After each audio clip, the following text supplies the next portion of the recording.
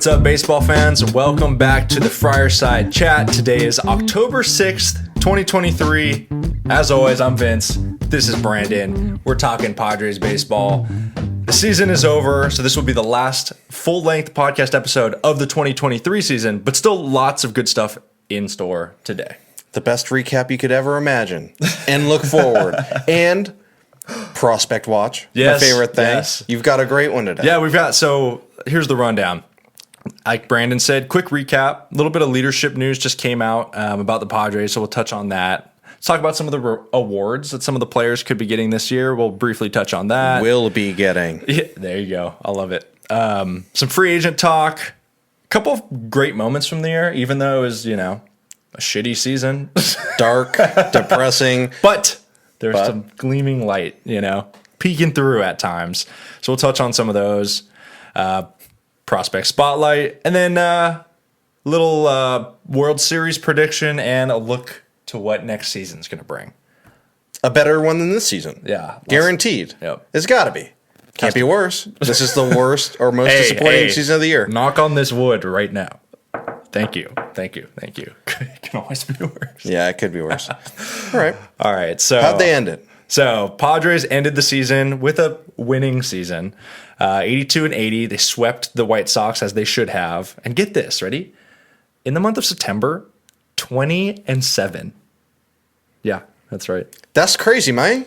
It's crazy. Could you imagine if they did that like more than 1 month? I know. Because if they did, they'd be in the playoffs. Well, it's like and we'd be having a lot more fun. There's so many different things you could point to, right? It was 1-12 in extra innings. You flip, 2 or 3 of those. Guess what? You're in the playoffs. Rich Hill doesn't start. 1-run games. 3 more games, 4 more games. You don't know what can happen. Yeah. I mean, there's so many. There's things. so many. It is not one person's Not one person, fault. not one game. Sorry, Grandpa Hill. But it's just the most recent. It was nice to see him get the win in the save. Yeah, that was kind of cool. Silver lining and again. So hyped. I actually liked that. That was kind of a cool moment for I think him, that was just like a release for him because literally since he got in a Padres uniform, couldn't do anything right. So for him, it was like, I cannot end my season, possibly my career, with this garbage out. Like he's had too good of a career to end it like that. So it was nice to see him go out on a high note. Whatever. Yeah. But Padres ended out the season strong, gave us glimpses of what they could be, and had some really shining stars come out. Yeah. And younger players stepping up and doing a job.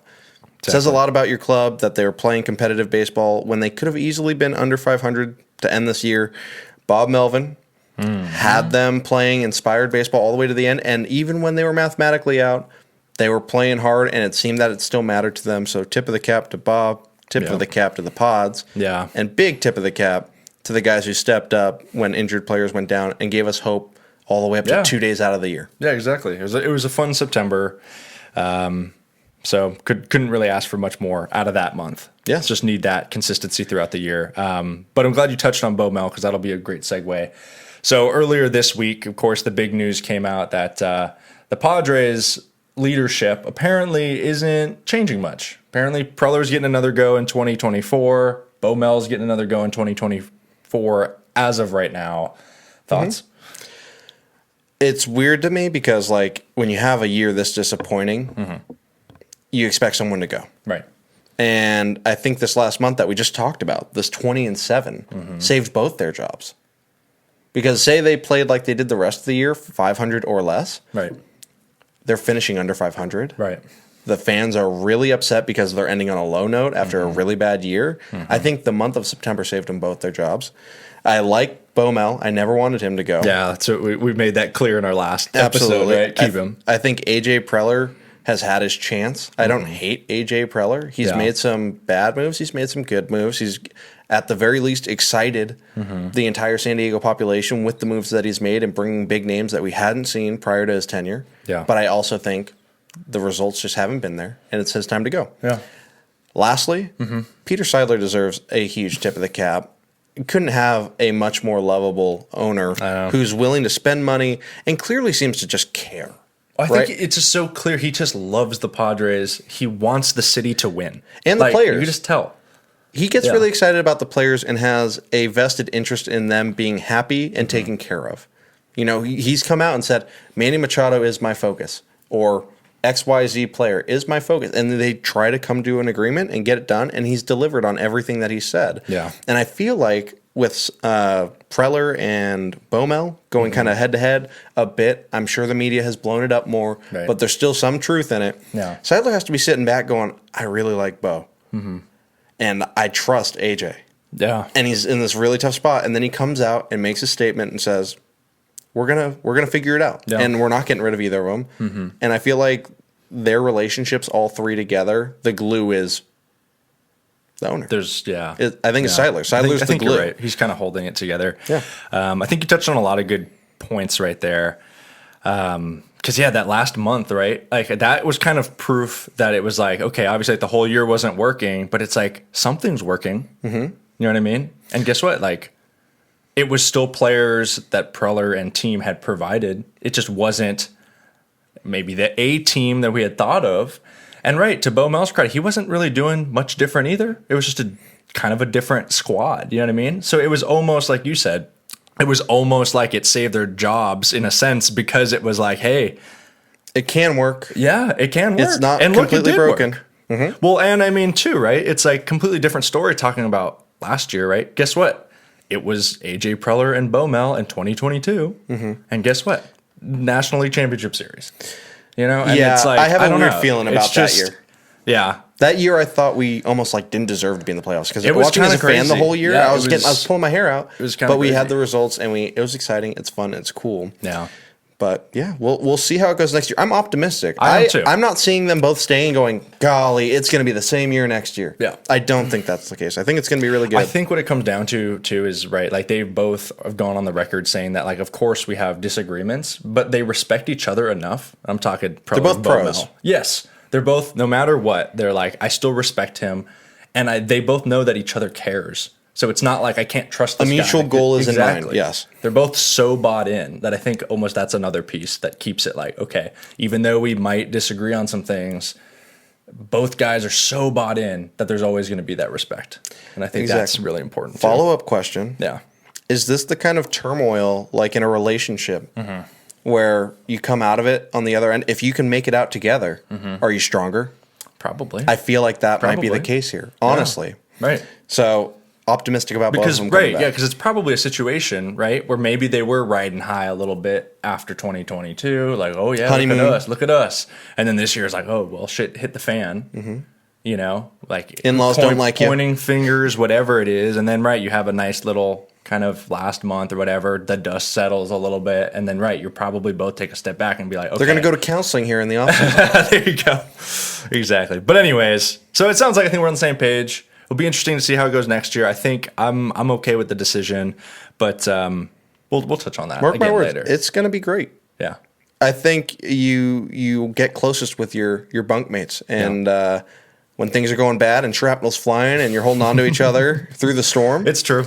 It all settles, and you go, true. "Hey, thanks for being there." Yeah, we both had to field those crappy it questions, it was bad for both of us. That's yeah, true. It's going to be good. Awesome. Good year to come. Agreed. Okay, let's talk about the awards. So we're talking league awards, we're not talking just specific Padre team awards. Yeah. We've talked about it a lot. I don't think we really need to talk about it a whole lot. But Blake Snell, like we said last week, he's winning the Cy Young Award. Done. If he doesn't, it's, I don't know. Some foolery. Somebody messed up. It's either old school baseball thinking where they're all about wins and Still has whatever. And it's like, not going to happen, dude. Next. I pulled numbers, but it's not even worth it. Nope. Blake Snell, better win. That's Cy Young is all if he I'm doesn't, saying. I'll lose it. Travesty Next. if not. Okay, here's an interesting one. What about Josh Hader? Think he has a chance to win, like, what is it? It's like the Fireman Award or something? It's like the relief. I thought it was the Trevor Hoffman Award. I thought Did they change it? Maybe they did. I don't remember. Maybe Either it way. is. Closer of the Year Award? No. You don't think so? You can't win it with a Got a team chance. that doesn't go to the Doesn't win. playoffs. Sorry. And he doesn't have the most Well, saves. who's ahead of him then? Class A has the most saves. Class A has ahead of him, but we're talking National League, American League here, right? Got me choking on my words. And Class A had a bad ERA. He had a really bad stretch too. Sure, that guy's nasty. Don't get me wrong, but like I was kind of pulling at least National League stuff. So what was it? Hader led the league in ERA. Great year. He for actually Hader. led the entire league. I'm talking MLB. I think the closest were Bautista on the Orioles and Devin Williams, his former teammate. They were very close, but Hader had the best ERA in the entire MLB. He was... David Bednar had more saves and a higher save ratio, but also on Good for him at but Pittsburgh. also on a bad team. You know what I mean? So that's hard to do too. Hader had better Ks per 9 for sure, better whip same whip as Bednar. Even though he walked so many guys, he has a case for National League awards. Dude. He does have a case, and it's how funny really is it that we're talking about Blake Snell and Josh Hader both going to be gone? They're both gone, but still, I mean, fun, still interesting.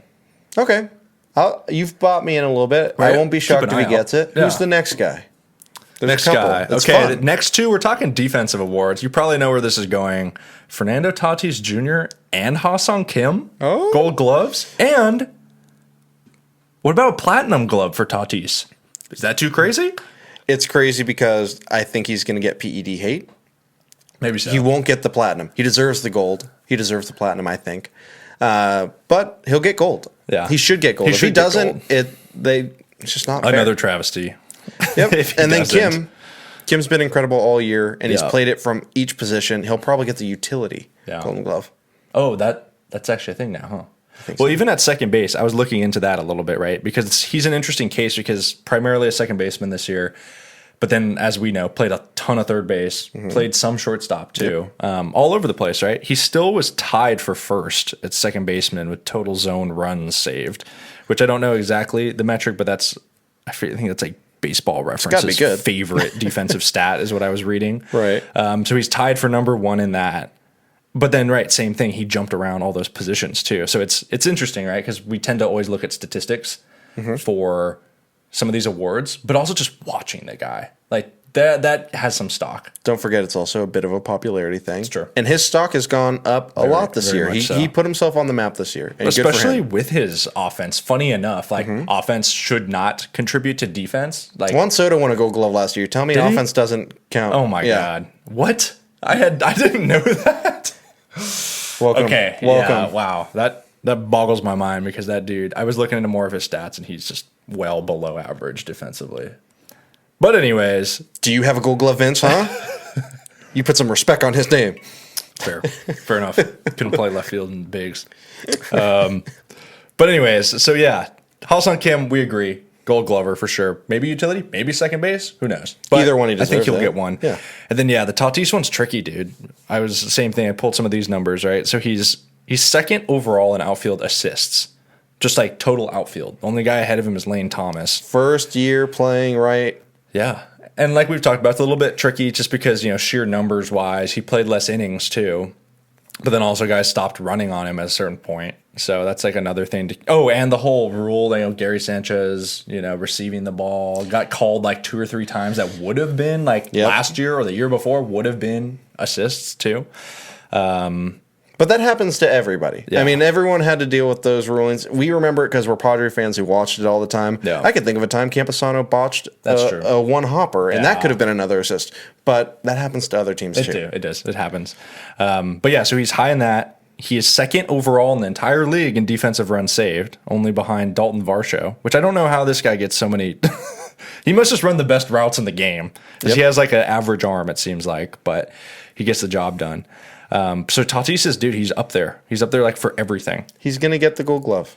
He deserves it, and it's super cool. Big tip of the cap to Tatis for picking up a new position. And the biggest part of this whole thing, and it would be so good if he got a Gold Glove because he's an emotional guy. Yeah. He's still a kid. He has fun when he gets praise. He has fun when he gets awards. You give him a Gold Glove, he's going to continue to grind out there and be the best that he can be all the time. And he's been way more emotionally happy out and right, whereas before, the first year he kind of went out to right to test the waters. Yeah. You could tell he was down. He didn't really like it.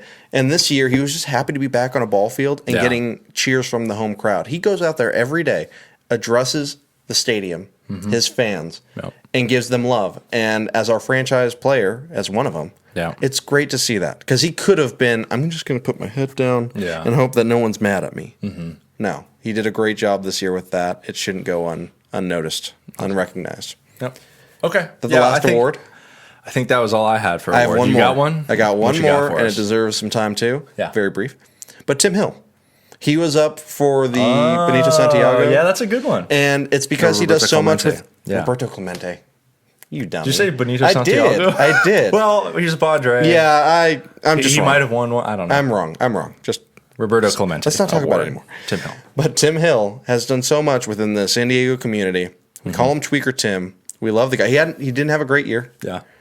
But it should be known that he was our guy that was doing the most in the community. You can look at all the posts of them doing things out in the community. He's at almost every single event. Yeah. And that is not required. Some of it is not what he's been doing. So very cool to see a relief pitcher go out and just do it. Yeah. Love that shout out. That's a good one. And, I mean, we share an alma mater with the guy. We do. Palomar College. Shout out. Nothing says class like Palomar Community College. Love it. All right. So, you know what? Actually, good segue. You were talking about Tatis and how, he's really embraced right field, living it up with the fans, the whole thing. So I wanted to talk about, we've had such a rough season. Let's talk about some of the highlights. Like, what were some little golden nuggets that you found throughout the season that were just a favorite moment or just something that would be like, hey, there's still a lot of fun to be had from this team in this year? For me, it's performance-based because we haven't had a lot of that to really be happy about. The emergence of Luis Camposano. The team seemed to really embrace him. All the pitchers are talking about how much better he's gotten. Blake Snell jokingly goes like, who is that guy? You know, that's how big of a jump he's made.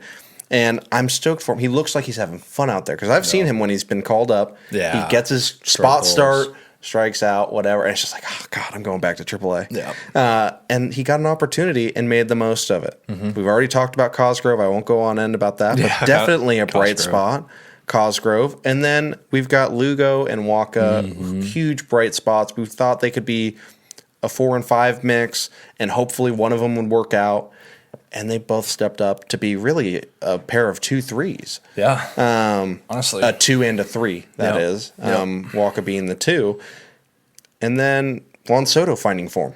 Yeah. Those are my performance-based ones. Yeah, that's what's so crazy, right, about the season is that so many good individual performances. And maybe that's the key word. Maybe the key word is individual performances, right? It didn't come together necessarily as a cohesive bunch. But hopefully those things can come together. I got a couple good ones for you. Honestly, to be completely honest, most of them are from Fernando Tatis. I love it. I think let's remember, let's start, I think the first thing, his little thing where he runs out to right field, greets all the fans, looks them in the eye. Like, I love that. Like, it kind of made me want to sit in right field for a game. Yes. So maybe we'll do that next year. Let's do it. We'll videotape it. How about his steal of home against the Orioles? So sweet. Electric. Amazing. What about the go-ahead bat flip wearing the City Connects against, I forget who they were playing. The best bat flip I've ever seen in my life, and it's not because he's a Padre. Second best. I loved his one in the postseason against the Cardinals back in the day. That one was sick. I don't know. The way he hucked this bat flip, and it stayed in place and just went... Oh, you know what, too? That other one, the one I mentioned, that was during COVID year, so there's no fans. I think this was the best one he's ever done. The fact that there was a full house. Okay. We'll have to run the tape on those. Another one. You just brought up another point. Yeah. Full house. Full house. Tons of Padre support, crowds. And I hope that doesn't go away because it's so easy for it to go away. We had a disappointing year. People are upset. They should be. But it was fun. Like every game I went to, it was a lot of people cheering and a lot of people in it. So hopefully we don't lose the Friar faith. And it's the same next year. No, I agree. And that's a testament too, right? Like, at nothing else, AJ Preller brings in players that can fill the a city house. loves. You know, murals in the city of these players. Exactly. What else we got? Oh, Tatis has finally robbed a home run, and it was nuts. It was dirty. In the last home game of the season. That last home game deserves to be a silver lining because that was so fun. Right. And Tatis, that was like our walls are tall and thick. You know. If that was a play out in left field, that wall he would have been his hip over the left field wall, and he would have been reaching back into the second row of those stands. Yeah. I kind of wish it was there just because it would have looked even cooler. But what he did, he jumped so high and reached so far back as an outfielder, former outfielder. Yeah. It's so hard to time that right. It's tricky, and he nailed it. Yep. And he doesn't get those opportunities much. Right. He made the most of that. I remember they had asked him about that because somebody robbed him, right, a couple times. A lot of times this year. Right, Julio Rodriguez robbed him. Bellinger's robbed him. A lot of guys have robbed him of home runs. There was a time it was like and 3. I think they asked him. They're like, "Are you excited to finally get one?" He's like, "Yeah, if I can get an opportunity, I'm gonna love it." And not only does he do it, it was one of the most spectacular catches of the year. So I just think, again, it Tatis won is the Golden Glove guy. Play of the Month. Yeah. Fun fact. Amazing. Another good moment. Manny Machado, 300th home run. I feel like that was at a time where it was a really rough part of the season. Big so bomb, didn't too. even want to they were just kind of okay, cool, whatever. But huge accomplishment. And to do it as a Padre. Love it. Padre, huge second deck. Speaking of home runs that are important, Jose Azocar got his first home run of his career this year, and it was a bomb. Yeah. So hopefully that's some power to develop on his end. Exactly. But anyways, we could kind of keep going on, which is the funny part, reminds right? me of just so many good moments. I think, we'll stop it there, but I think those are just definitely some moments to reflect on and remember we still had a lot of fun. Even though it sucked for a vast majority of the year, there's still those little pieces that we held on to, I think. I want to make one point. Yeah. 1 point. All these individual contributions that we've seen, individual seasons that we can look back on, and if you look at that player stat line on the back of their card, you go, that's a pretty good year for him. Mm-hmm. Plays more into the fact that this year was an anomaly. Yeah. An enigma. Mm-hmm. Meaning there's no real explanation. I could say that it's runners in scoring position needs to be addressed. Yeah. That was the reason we failed in extra innings. It's the reason we failed with missed opportunities in one-run games. If that gets addressed, it's a different year. Mm-hmm. These guys didn't play as bad as it looks. It felt terrible the whole time. But if they play another 162, it will not be this again. Knock on wood. It just can't won't be. Yeah. So don't lose faith in these guys. They're really good, and they're going to really love it when everything's going right, and the fans will love it. Mm-hmm. It's going to be a good year next year. It will. More positivity. Yeah, we're optimistic. Next segment. Let's talk briefly about, and there's going to be so much that you could possibly talk about, but let's touch real quick on some of the free agency coming up.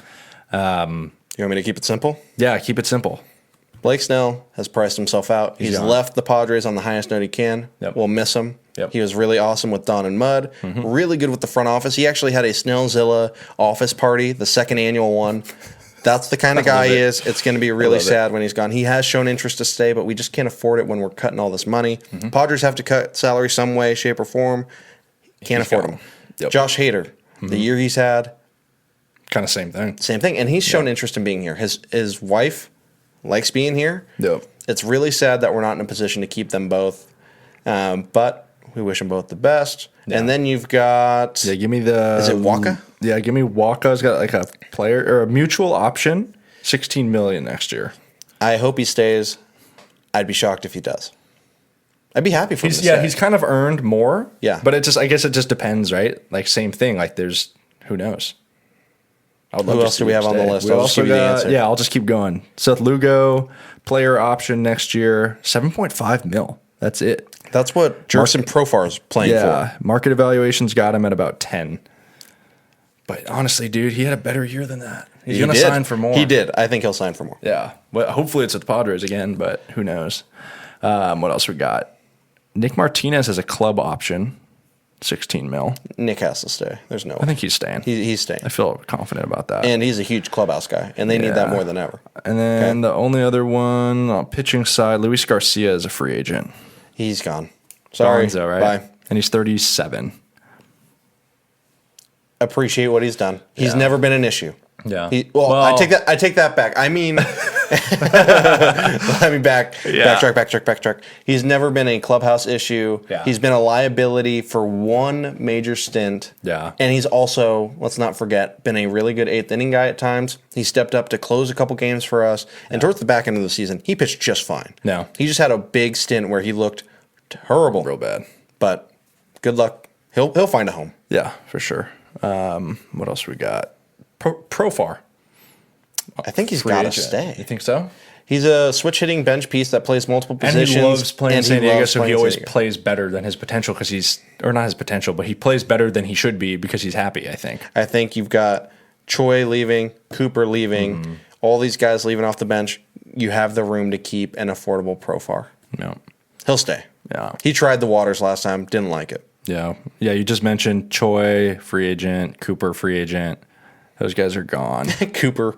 Yeah, these Cooper guys. was never actually a Padre. No. He just was like hanging out. Choi had one hit in a half hit a of bomb season. here and there, whatever. That was funny. Gary Sanchez, free agent.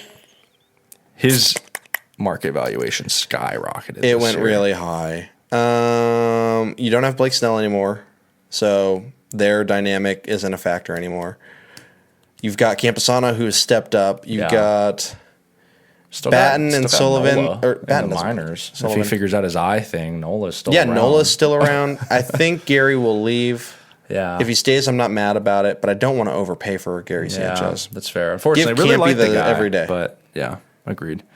That's pretty much. I'm sure That's might it? admit. Oh, Matt Carpenter's got his player option, but I don't know if they're going to keep him around. He never played.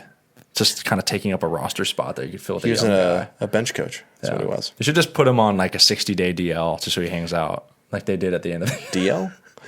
IL. disabled list. Is that what I said? No, injured list. Injured list. Whatever. Anyways, doesn't matter. Cool. So And anyways, that is the Padres free agents. that's the free agency. The one other thing I'll touch on very briefly. Trading Juan Soto. We've gone back. We could talk about this for an hour. We could, but make it brief. I'll What you keep it got? brief.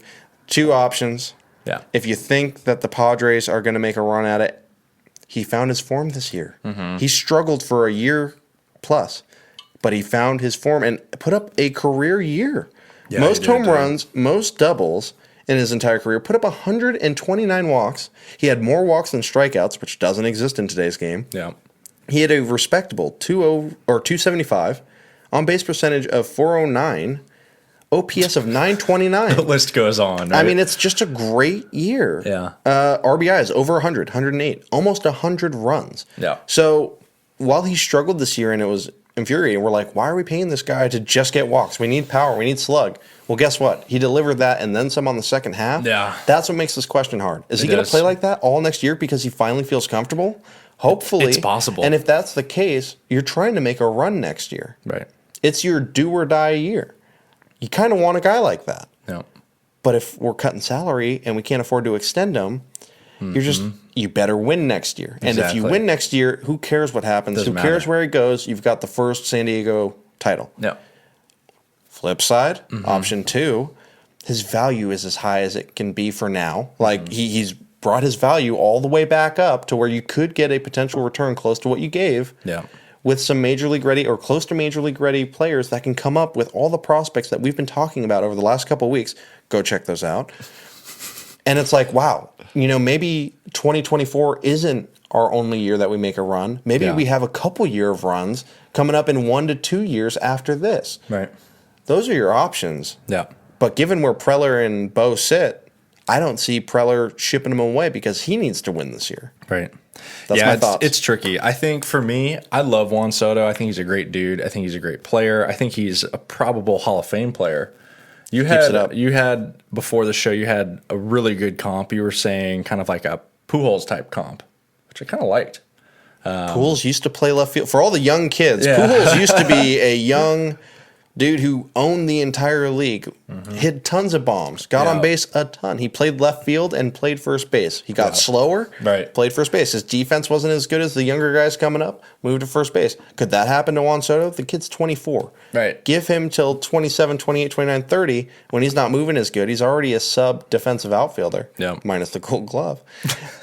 And he might go play first one day. Yeah, He I might could be see the it. next left-handed Pujols. first base. Who knows? But honestly, like if I'm GM though, right, stripping away the whole fan part of it, I think what I'm doing, my strategy would be check out the free agent market because there is a huge free agency. Like there's a ton of guys we were looking at a little bit, which we won't get into because it'll take forever. It could be an entire show in itself. I kind of test the waters first, see who you can sign. If you can get your hands on, the guys I wrote down were like a Kevin Kiermaier, maybe replace like Grisham or something. A Bellinger. Maybe if you can get some starting pitching too. Who would we say? Fujinami, Flaherty, just Montgomery, Giolito. Like Ryu. there's so many names, right? So for me as a GM, I'm looking at the free agency. If I can get some solid outfield, if I can get some solid pitching, I think I'm better. I hate to say it. I think I'm looking to trade Juan Soto because I think you can just get so many pieces. You can bolster the hell out of your pitching staff. You could get some major league ready outfield pieces. I don't know. Like I said, I love Juan Soto, but I think that would be my strategy as a GM. Part of me is just interested, right? Like that's the mystery box. What's in the box? Yeah. You could get a lot of look prospects. what you gave up for him. And you know what I mean? Working out for the Nationals. And you just said the year he just had, Hall of Fame trajectory career, like you could get so many pieces for him. It's a really tricky situation. I don't envy Preller and team with that decision, but it'll be very interesting. And he's said that he's interested in extending. Yeah. So that makes it even trickier. Very good storyline that we will keep a close eye on during the offseason, for Absolutely. sure. But let's move on, because again, like we said, we could spend all day talking about that stuff. We'll have time. Over to your favorite segment. It is my favorite segment, the Prospect Spotlight. Vinny, it's yours this week. And Take us off home. camera, he told me, dude, I didn't know anything about this guy. I love this guy now. And fun fact, he just got an award. I'm not going to blow anything else, but it's there's true. the table. I said it for you. I hadn't even heard of our prospect this week, and now I'm so hyped about it. Just the more I dug down the rabbit hole, the more there was to like. Last thing, before I give it all to you. Okay. Ethan Salas is paired up with this guy, and they already have good chemistry. They enjoy pitching to each other. So, Little fun fact. again. And Ethan Salas won an award, too. He did. Best whatever performance. Here's your silverware. Okay. The table is set. Let's do this thing. So, prospect this week is left-handed pitcher Robby Snelling. So he's currently our number 3 overall. Bye-bye, Snell. Hello, Snelling. Sorry, had to. No, that's good. I like it. Okay, I'm just gonna kind of go down these notes, right? Because there's just so much to like. So he's a 6'3", 210, 19-year-old left-handed pitcher out of Reno, Nevada. He was the Padres' supplemental first-round pick, so 39th overall in 2022.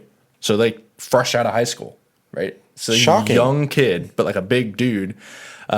He pitched this year between A-ball, high A, and double A. He went 11-3 with a 1.82 ERA, 104 innings pitched, 118 Ks. Unreal.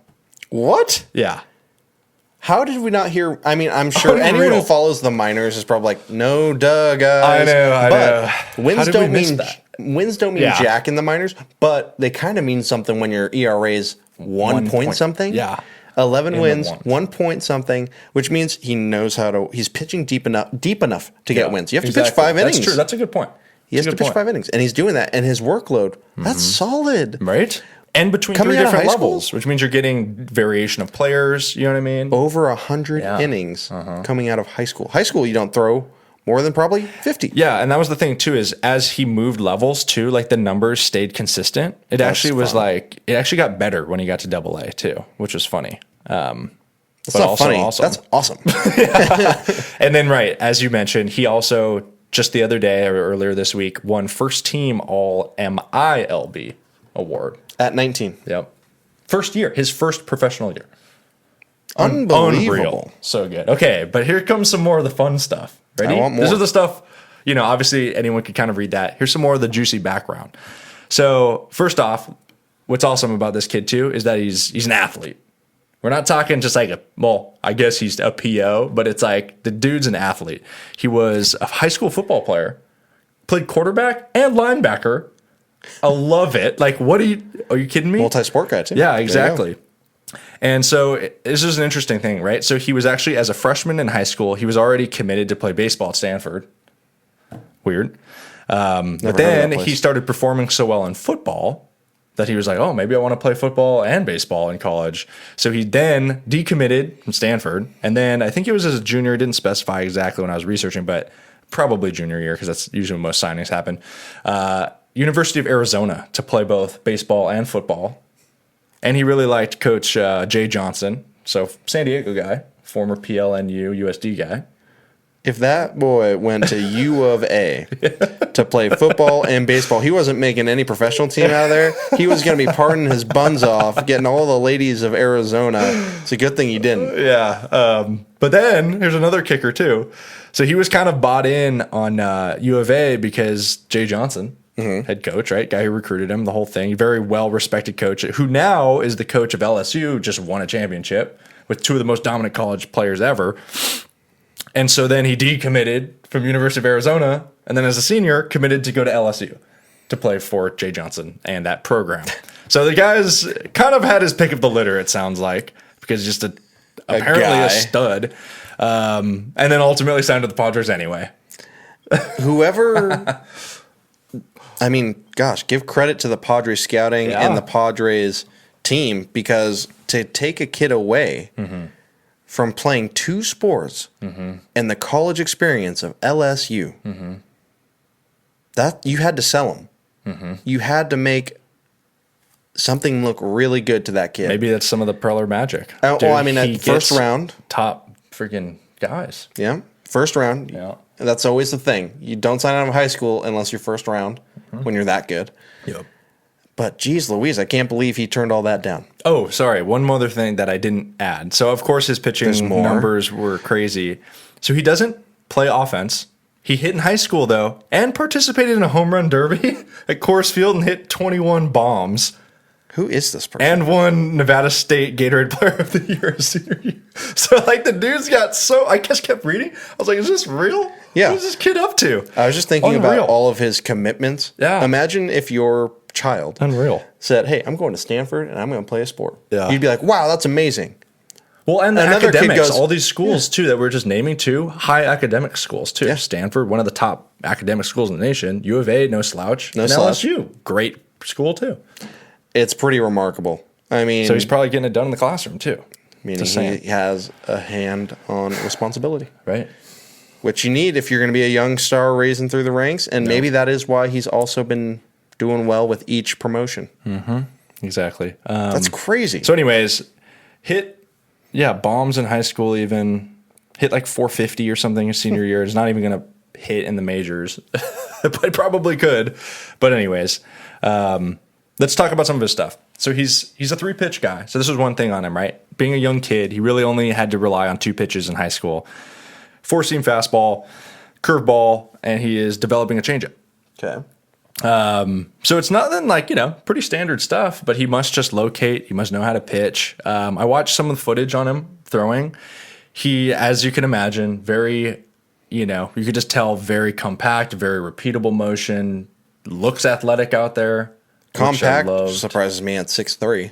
I guess I mean the motion itself. Okay. Like very, like not a lot going on. Kind of, a good comp, and maybe it's the comp because I was just watching the Twins game, but very like kind of just like a left-handed Sonny Gray, but 6'3", 210.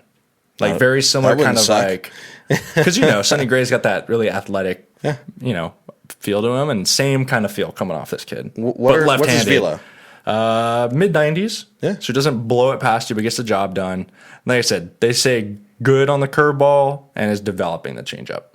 Well, he's got a friend in there that has a pretty good changeup. Our other prospect, Lesko, with one of the best changeups apparently out there. So pick up a thing or two, honestly. But yeah, so as we were saying, as you just keep going down the list, there's just more and more and more to like.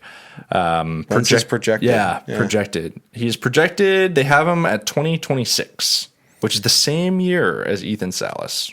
And Lesko will be in the bigs for 1 year based off of that projection. Based off the projection, too.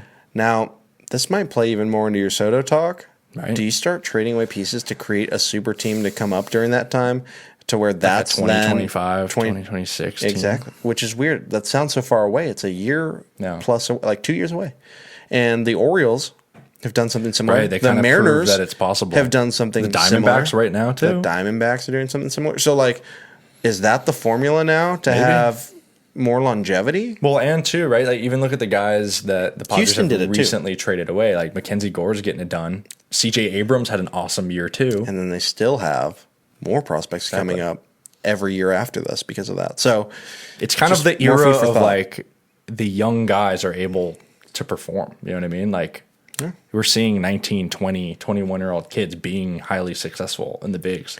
And maybe it's because of the training and the data and the preparation that we're now seeing in the minors that you just wasn't there before. You couldn't experience or know what to expect with the big leagues without being there in the past. And now with analytics and with data, Yeah. you're able to simulate it a lot more and be more successful in pinpointing what you need to do to be successful at the big league level. That's my guess on why we're seeing a wave of youth come up and be immediately effective. And just like the training programs, man, you know, like we kind of went through an era like you and I where like, yeah, we were training, but we didn't really get like crazy into training probably until like college. Yeah. You know, I did like some personal training in high school and whatnot, but I was in the minority. And sports specific training. Yeah, exactly. And now it's, if you don't do that, you're behind the eight ball. Yeah, way behind. So it's a really exciting wave. And I think that's why we're seeing so many good young players too. Good for the game. But last thing I'll say is that, so if that timetable is correct, 2026, if that happens, Ethan Salas will be 19 and this kid will be 21. Just to put in perspective how young these guys are. It's crazy. It makes you feel so good. Longevity. I want years and years of quality baseball. Yeah.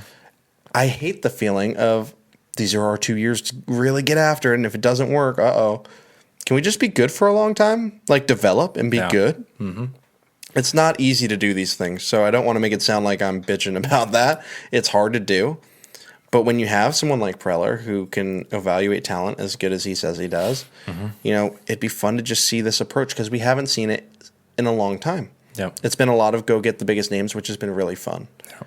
But maybe time to get some homegrown talent. Right. We've got some big time guys locked down, so give the young guys a shot. And as we saw at the end of the year, you give the young guys a shot, and guess what? They delivered. It's going to be fun, dude. Give me some more of that. Again, more positivity for next year. But awesome I spotlight. see why you love the spotlights because it is just kind of like a... Gets the juices flowing. I'm stoked. The optimism is just shooting through the roof. But all right, I think we're almost at time here. Last couple things. Give me... we're in the midst of the MLB postseason here. Who do I got? Yeah, who you got? All right. Pretty fun. Starting at the top. Yeah. Twins v. Astros. Yep. I'm going Astros. Okay. Rangers v. Orioles. Mm-hmm. I would love to see the Orioles go on, but I think it's going to be the Rangers. Okay. And I think it makes it even more fun for the Texas Showdown. Texas. Hey, you're not going to lose a lot of sleep on the back and forth between home and away. That's a plus. You might see You're going to have a ton of fans in the different stadiums too. And very fresh players. Mm-hmm. Could make for a very fun series. That would be fun. Now, other side of the board. Mm-hmm. Arizona, Los Angeles. I have to go D-backs because I cannot. Really? I don't want the Dodgers to win. Let Arizona have their Cinderella year. They got some juice going on. Like they were. They were behind. I think in both games against the Brewers, and they're just like. I thought the Brewers were going to stomp them, right? Because the Brewers had the starting pitching. Yeah, I have more faith in their home team. They had so many things in their favor, but Arizona just is electric. The minute Arizona won that first game with their not ace, it was like, well, now you got Gallen to deal with the close So. Interesting. So I think that'll be very fun to watch. Okay. And you got former Padres bench coach at the helm there. Mm-hmm. Nope. That's Miami. Scratch it. Yeah. Next one, Atlanta Phillies. Mm-hmm. Atlanta, please. Just they're a powerhouse. I'd love to see it. It's got to be. I don't think you have an NLCS without them. Yeah. And we'll keep it on this side. Okay. Atlanta v. Arizona. The Cinderella story turns into a pumpkin. Atlanta's going to go to the World Series. Okay. The Battle of the Texans. Mm-hmm. I want to see the Rangers do it. Okay. I think they're a little hungrier than Houston. Houston's in it a lot. Okay. So I like it. They're my Cinderella story on the other side. Texas v. Braves. Mm-hmm. Give me Texas. The Rangers are going to do it. All the way. No, okay, tell me, is any of this fueled by the San Diego ties in the Texas Rangers organization? Not at all. Okay, because I didn't even occur to me, but then I was watching the game and it was like, Bruce Bochy, his bench coach, Will Venable, the GM, Will Venable? CY. Oh my God, I haven't big heard that boy. anymore. Freaking Chris Young, 6'10", GM. Well, now I'm really rooting for it, right? And I was like, wow, it's literally like the Padres that we grew up with are running the Rangers team. There you go. Princeton guys, too. I think Venable and CY. So pretty dumb. Yeah. All right, not very bright, obviously. Okay, I'll make it quick. Houston versus Minnesota. Houston. I think, Twins just got, not lucky. They played great, but They're Blue playing Jays played bad. a rough Blue Jay team. So yeah, Houston's going to take that one. I got the Orioles, man. I got the young Orioles. I think it's going to be a really good series. I'm rooting for you. I think Texas has better pitching, and I think they showed that in the series against Tampa Bay. But I don't know. I think similar to the Diamondbacks a little bit. Orioles just kind of have that magic sauce, and they're going to be home.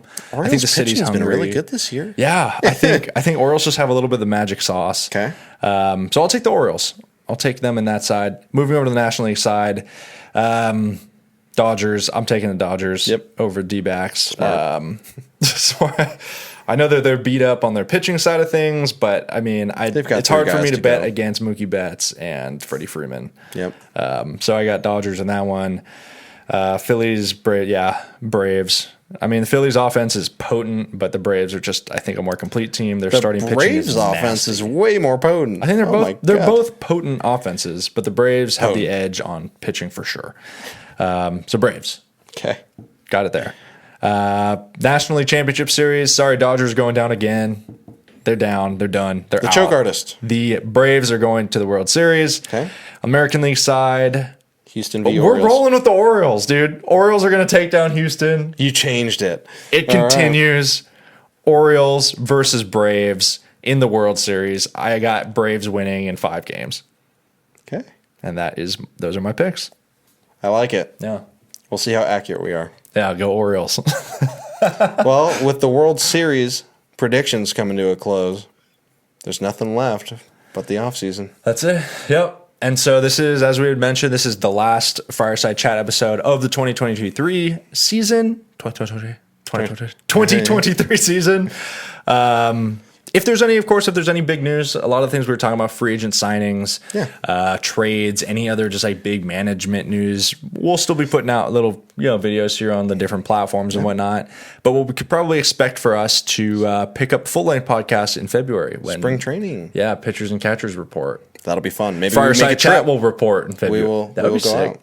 Yeah, if the stars align, maybe we'll be out in spring training. Who knows? It'd be really fun. But yeah, dude, it's been awesome half year. Yeah, first time getting to go at this. We're super excited for next year. Sincere thank you to everybody who has supported us and been watching the show. And I think we're just going to keep pushing it, and we're going to keep bringing even better content next year. And hopefully we can get these guys a ring. Yeah, and while we're cover a more fun season. Yeah. But yeah, Vince made a great point. It does mean a whole lot to us. This was our first time giving it a go. We did it on a whim. We got a half year under our belt. Just went for this was our spring training, and the content will get better as we continue to do it, and we have this off season to come up with a lot of fun and hopefully more dynamic bits. More games. Yeah, more games, more everything. Different types of segments, the whole thing. And we'll clean it up and make it better. I mean, that's our goal because Merch? Yeah. To the 5 of you. I'll buy some. Yeah. No, but it'll be fun. Yeah. And we're really excited to bring it to you guys, and we just really, really appreciate it. And stick with us. It'll be fun. It'll be worth it. Yep. Awesome. All right. See you next year. Copy me. Later.